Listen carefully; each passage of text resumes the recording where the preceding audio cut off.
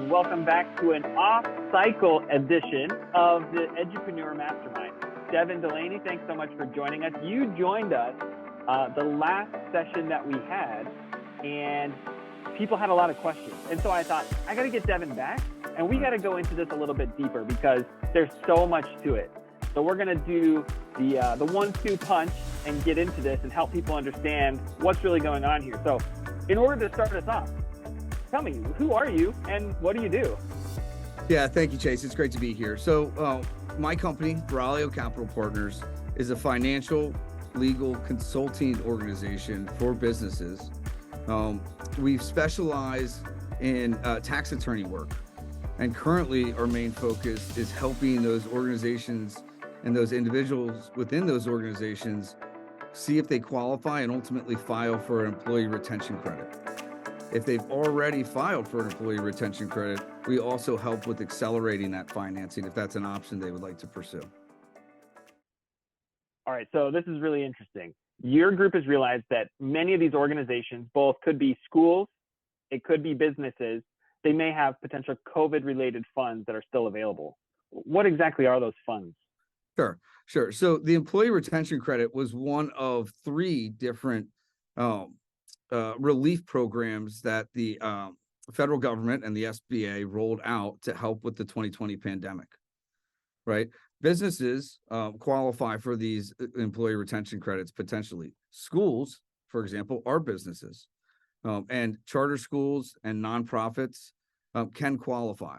This is not to be confused with the PPP or the EIDL. If you receive PPP or EIDL, you can still qualify for the employee retention credit. Odds are you do. But the employee retention credit is unique in that it is a tax refund, and it is based off of the quarters that were applicable during that pandemic. So the 2020 quarters and the 2021 quarters. So, I mean, the next logical question in my mind then is who is eligible for these dollars? Yeah, so it is, there's 3 qualifying paths, right? It's businesses that experience disruption, or businesses that's the business that started up during the pandemic itself, right? So the first qualifying path is a business or a school, for example, that had a significant revenue reduction. So if you look at your 2020 quarters or your 2021 quarters and you compare any of those quarters to the 2019 quarters and you see a 50% reduction in revenue, then you qualify for the 2020 quarters and the 2021 quarters. The other way to qualify is more is less cut and dry. It is a business disruption test, and the IRS defines it as if any of those 2020 or 2021 quarters you experience a 10% effect in your time or potential revenue, then you also qualify for a refund. And these businesses or schools can qualify for up to $26,000 per employee that they retained during this period. You have to be under 500 W-2 employees. They can't be family members. But if you have W-2 employees that you retained in from 2019 through any of the 2020 quarters or 2021 quarters and experience either the 50% revenue reduction or a business disruption, like having to subscribe to a local, state, or federal COVID ordinance like health standards, or suspending aftercare programs or summer programs because of social distancing requirements, then you qualify because you retained your employees during that time. And businesses and schools are entitled to these funds, and it is a very wise homework assignment to see if you qualify. And it takes 30 minutes to do a Q&A with our team to determine if it's worth submitting the paperwork and engaging with us to then ultimately filing for that credit. I could foresee some people out there looking at this and saying, oh, COVID, whatever, that's so long ago. But most of those COVID relief things are for people who had to shut down. But what we're really talking about are for the people that decided to stay open and to deal with all those different things or have an impact financially due to all those things. This is really benefiting those people for staying open and supporting and serving others during that time. Am I getting that right?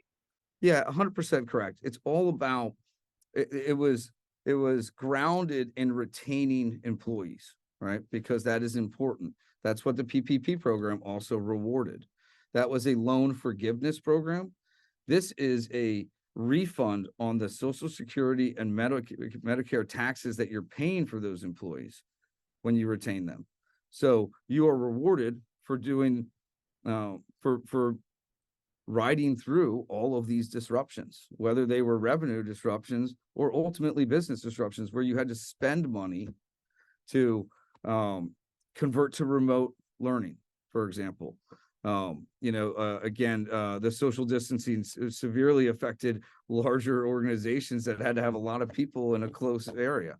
We found that schools and religious organizations are significantly affected.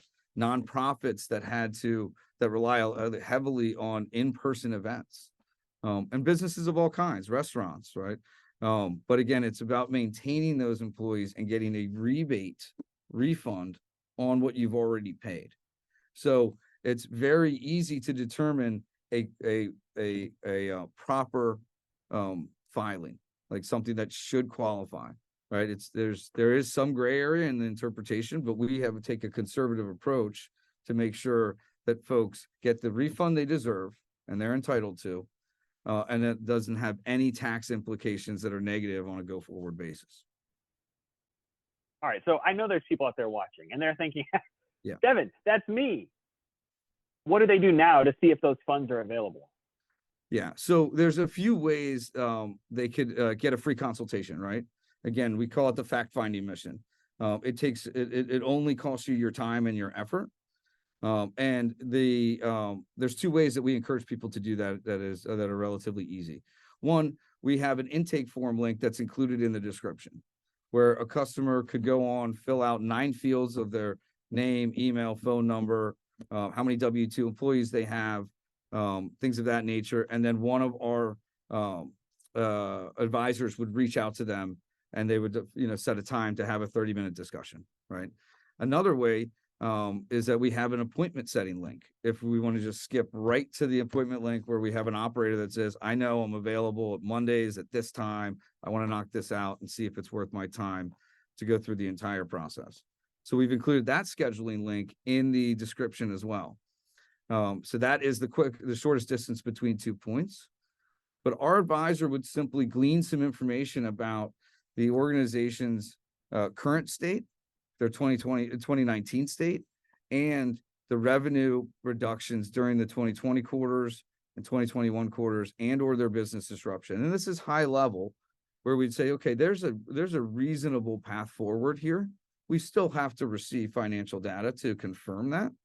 But if it's not, if we assess during that 30-minute consultation that this is simply not likely, then we would simply, convey that information, unfortunately. If we think there's a likely path forward, then we would send out our engagement letter, as well as our data link, which asks them for their 941s, payroll data. Obviously, that's sent over completely secured. And then we would do an actual write-up filing for these customers, and then ultimately file with the IRS. VerAleo Capital Partners works on a contingency fee basis. So we only are paid when a customer gets credits back from the IRS. Okay. It seems really simple, right? A quick discovery call, exactly. Submitting some info, maybe one of 2 ways. What else do people need to know about this? Is there anything else they should be thinking about when deciding what to do here? Yeah, there are. So in any industry and in any space, there are some bad actors that they want to stay away from.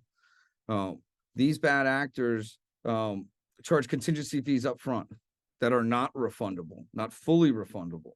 They do not provide audit protection. So these are all the value propositions that, we are very vocal about, right? Because they are the right things to do. The IRS has flagged some of these bad actors, and we applaud these efforts, right? Because we want to make sure that folks are using a trusted tax professional. With our pedigree and our reputation and our track record, we are that trusted tax professional.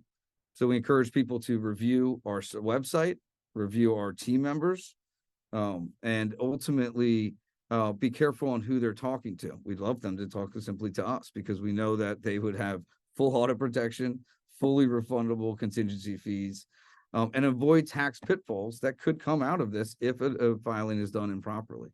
But we take a conservative approach. So we want to make sure that folks are taking advantage of the opportunity by at least understanding if they qualify. If they've already filed, VerAleo Capital Partners can review that filing and make sure that it was done properly, and then ultimately help them if they wanted to get accelerated financing, because there is a wait period here. It does take months to receive this credit.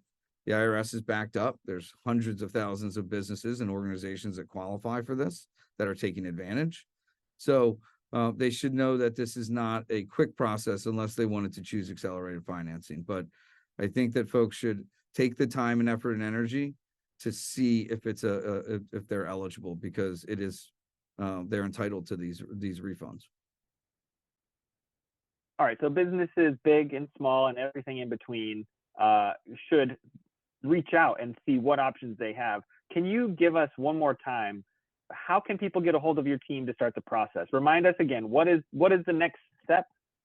The next steps would be simply accessing the links in the description. There are two links, the intake form link and the appointment setting link. It does not hurt to fill out both, right? Once you fill out an intake form, that is in our system, and we will reach out to you at a reasonable time, and we won't reach out to you 100 times, But the quickest way is to quickly set an appointment with us. That would be a 30-minute Zoom call where we would go through our value propositions. We would go through the onboarding process. We would go through the pricing if you were eligible and ultimately receive credits, right? Because you're not paying anything up front. So I would encourage folks to access the links in the description, fill them both out, set some time aside, and ultimately see if they qualify or not. It could be a considerable assistance to the balance sheet. And like even in the education industry, schools are businesses, and you have to have a healthy balance sheet, and taking advantage of tax credits that are available is one of those things to do for a good operator. All right, so I feel like I got to ask, last question. Yeah.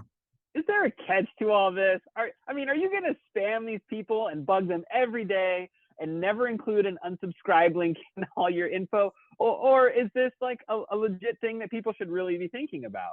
100% legitimate. There are organizations out there that are doing the exact opposite of what we would do, which is spam individuals, which was not to provide an unsubscribe link. We've found that if you're simply doing the right thing, good things happen to good people and good operators. So we're going to do the right thing in terms of we're going to reach out to a few people. If someone says, hey, I'm no longer interested, it doesn't behoove us to call that individual again. We say, let us know if you change your mind. We are always here. But we have 50 plus years tax attorney experience. And I think that no customer would ever have any worries about reaching out to inquire their eligibility. We're going to inform properly and respect people's wishes, and then ultimately provide excellent service if someone did want to pursue their filing. Devin, this sounds great. I'm going to expand this much beyond just our mastermind. I think we got to get this out and put it on our website and make sure that people know this is something they should be looking at. So thank you so much for your time today. I really appreciate it. Yeah, likewise. It's my pleasure. It's our pleasure. We'd love to be of any assistance via another live mastermind experience, whatever the case. We're here to help. We're here to educate. If folks want to go down that fact-finding mission and ultimately, hopefully, take advantage of a filing that should be filed. Awesome. Thanks so much. And for those of you listening, make sure to check out in the description. I'll have both the links posted everywhere that this is, and you can get access to Devin and his team at any point. Thanks y'all so much. Thanks, Chase. Thanks, everyone.